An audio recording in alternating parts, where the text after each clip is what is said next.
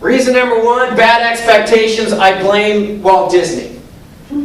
I love Disneyland, but I blame Walt Disney. Because if you watch all of the stories that we watch as children, and if you give them to children to watch as children, how do they end? Happily ever after. No! There's no happily ever after. If you're lucky and you live long enough, it gets really horrific. My parents were married for 62 years. They had a dinner group. This was actually cool. 12 couples. Met every month. Did one of those rotational things. This group met for 20 years. Such a different generation than ours. Of the 12 couples, 10 of them celebrated their 50th wedding anniversaries. It was crazy. I was a kid. I loved these people. I bartended for them. Then all of a sudden, they started dying. And then when my parents were still fit and healthy and in the game, there were 4 left. Now imagine that. My parents were the winners of the game. Although over the last 2 years, they had gone and buried all of their best friends. I want you guys to think about that, because this is life. If you live long enough, if you're lucky to win the game, you just get more horrific.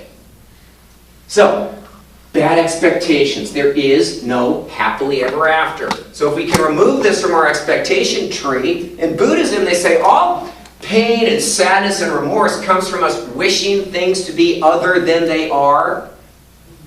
Okay, so that's number one. Number two, bad coaching. You are losing the game in life because you've had bad coaching. Who were your primary coaches? Mom and Dad. Were Mom and Dad life masters? Are you kidding? You guys are like, it's amazing I got here dressed and on time today. It's a miracle. So you came into the life. Here, this is my favorite thing. Mom and Dad were winging it. Okay? They had no idea what they were doing. And the problem is, because as parents we have this, we're supposed to look like we think we know what's going on. They speak with authority.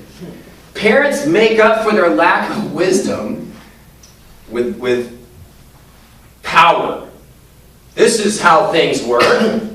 So, we have bad expectations, we have bad coaching, and we have bad tools. 90% of what you learn in school has nothing to do with living the best life imaginable. I never took that class in school. I would have loved to, like in college. I would have majored in it. I majored in the best life imaginable. I was a recreation major, which was close. But think about it. So that we take our... Now we have to study history. If you go back 120 years, 130 years, I live on a family ranch.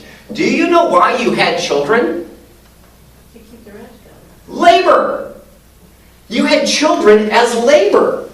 So you would have 6, 8, 10 kids, and the middle ones would babysit the little ones, and the big ones would go out in the fields and they would work and they would produce. You'd lose a couple along the way. You were tougher back then. There was no Disney. You weren't expected